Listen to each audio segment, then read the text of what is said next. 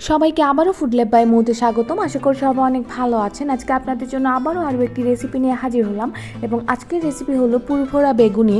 আমরা নর্মালি বেগুনি খেয়ে থাকি, কিন্তু পুরভরা বেগুনি আমি এইভাবে খাইনি, তাই ভাবলাম এইভাবে ট্রাই করে দেখি কেমন লাগে। তো আপনারা যদি খেয়ে থাকেন তাহলে অবশ্যই কমেন্ট করে জানাবেন আপনারা কিভাবে খেয়ে থাকেন। তো আমি এখন যেটা করছি, আমি বেগুনটাকে আমি ছোট ছোট করে কেটে নিব, পাতলা পাতলা করে, এবং মাঝখান দিয়ে এমনভাবে কেটে নিব যেন জোড়া লেগে থাকে, তাতে করে আমি ভিতরে পুরটা ভালো মতো দিতে পারবো। তো এখন যেটা করছি, আমি আপনাদের মতো করে কেটে নিতে পারেন, আমি একটু পাতলা করে কেটে নিচ্ছি। তো আপনারা যদি গোল বেগুন নেন তাহলে কিভাবে কাটবেন সেটাও আমি দেখিয়ে দিব একটু পরে। তো এখন আমি 2 ভাগ করে নিচ্ছি এবং গ্যাপ রাখবো যাতে করে আমি ভিতরে পুরটা দিতে পারি। তো এখন আমি গোল বেগুন হলে যেভাবে কাটবেন সেটা দেখিয়ে দিচ্ছি। প্রথমে একবার একটু কেটে নেবেন, যেটা জোড়া ছাড়াবেন না, এবং তারপর আরেকটা ভালো মতো পিস করে নেবেন। তো এইভাবে ঠিক একটু করে নিতে হবে, ঠিক এরকম দেখতে হবে। তারপরে আপনাদের পছন্দ মতো পাতলা মোটা করে নিতে পারেন, কোনো সমস্যা নেই। তো এভাবেই বেগুনটা কেটে নিতে হবে এবং বেগুনটা কেটে নেওয়ার পরে আমি পরবর্তী স্টেপে চলে যাব।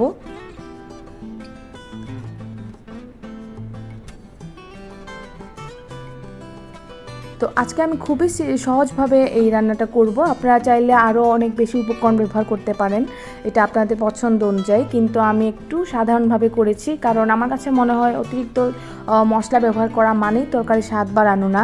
তার জন্য আমি চেষ্টা করি খুব সহজভাবে অল্প কিছু বাসায় থাকা উপকরণ দিয়ে কীভাবে রান্নাগুলো করা যায়। তো আজকের রেসিপি যদি আপনাদের ভালো লেগে থাকে তাহলে অবশ্যই লাইক, কমেন্ট এবং সাবস্ক্রাইব করতে ভুলবেন না।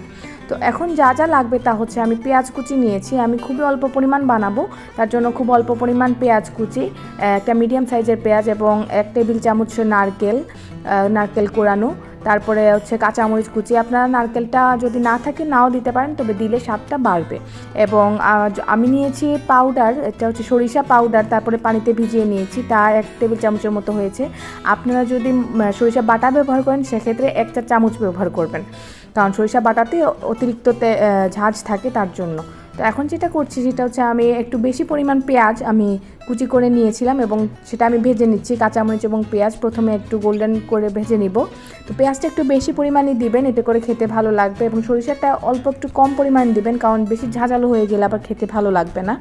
জাস্ট একটা ফ্লেভারের জন্য আমি সরিষা বাটাটা দিয়েছি। তো পেঁয়াজটা ভাজা হয়ে গিয়েছে, এখন আমি নারকেলটাও ভেজে নিব। তো নারকেলটা দিয়ে দিলাম, এবং নারকেলটা দিয়ে দেওয়ার পরে কিছুক্ষণ ভেজে নেওয়ার পর নারকেলের ফ্লেভার যখন বের হবে তখন আমি সরিষা বাটাটা দিয়ে দিব। তো এখন আমি সরিষা বাটাটা দিয়ে দিচ্ছি। আমার কাছে আসলে সরিষা পেস্ট ছিল, মানে পাউডারটাকে আমি পেস্ট বানিয়ে নিয়েছি পানি মিশিয়ে। আপনারা যদি সরিষা বাটা ব্যবহার করেন তাহলে একটু কম পরিমাণ দিবেন। তো এখন অল্প একটু পানি দিয়ে দিলাম, কারণ সরিষা বাটা দেওয়ার পরে যদি পানি না দিই তাহলে অনেক সময় দেখা যায় সরিষাটা তিতকুটে স্বাদ হয়ে যায়। তার জন্য সাথে সাথে পানি দিয়ে দিলাম, যাতে পুড়ে না যায় বা তিতা স্বাদটা না আসে। তো অল্প একটু পানি দেওয়ার পরে আমি এখন 1 চিমটি হলুদ গুঁড়া এবং লবণ এবং 1 চিমটি জিরার গুঁড়া দিয়ে দিব। খুবই অল্প পরিমাণ জিরা গুঁড়া দিব, জাস্ট ফ্লেভারের জন্য। তো দিয়ে দেওয়ার পরে খুব ভালো মতো নেড়ে নিতে হবে। বেশিক্ষণ লাগে না, এটা 2-3 মিনিটের মধ্যেই ভাজিটা হয়ে যায়, মানে পুরটা রেডি হয়ে যায়। তো এই হচ্ছে আমার পুর রেডি হয়ে গেল। আপনারা চাইলে এটা এইভাবে না করে আপনারা মাংস দিয়েও করে নিতে পারেন, চিকেন দিয়েও হবে, তবে এইভাবে অন্যরকম একটা স্বাদ। তো এখন যেটা করছি, আমি বেগুনিটা বানানোর জন্য ব্যাটারটা রেডি করে নিচ্ছি। আমি সমপরিমাণ বেসন এবং সমপরিমাণ ময়দা দিয়ে একটা ব্যাটার রেডি করব। 1 চিমটি হলুদ দিয়ে দিচ্ছি, তারপরে দিব অল্প একটু লবণ এবং অল্প একটু চিনি। আমি চিনিটা দিই কারণ হচ্ছে চিনিটার স্বাদটা যেরকম বাড়ায় ঠিক তেমনভাবে হচ্ছে ক্রিস্পিনেসটাও থাকে। আমার বেকিং পাউডার বা বেকিং সোডা দিতে হয় না, চিনিটা দেওয়ার কারণে ব্যাটারটা অনেক ক্রিস্পি হয় ভাজার পরে। তো এর জন্য আমি চিনিটা ব্যবহার করি। তো আমি অল্প একটু চিনি দিয়ে তারপরে অল্প পানি দিয়ে আমি ব্যাটারটা রেডি করে নিব। ব্যাটারটা খুব বেশি ঘন বা পাতলা হবে না, যেরকম করে বেগুনির ব্যাটার হয় ঠিক ওইরকমভাবেই ব্যাটারটা